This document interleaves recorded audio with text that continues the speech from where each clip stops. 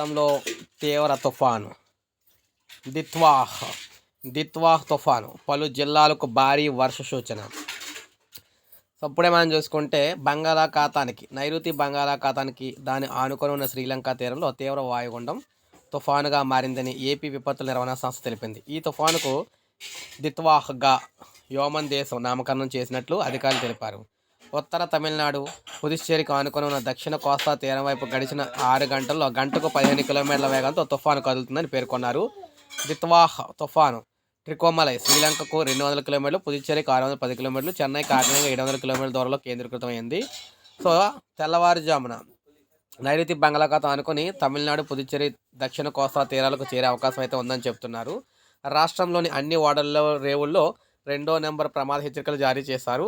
ఈ నెల 30న ప్రకాశం, నెల్లూరు, కడప, అన్నమయ్య, తిరుపతి, చిత్తూరు జిల్లాలో అత్యంత భారీ వర్షాలు కురిసే అవకాశం అయితే ఉందని రెడ్ అలర్ట్ అయితే ప్రకటించారు.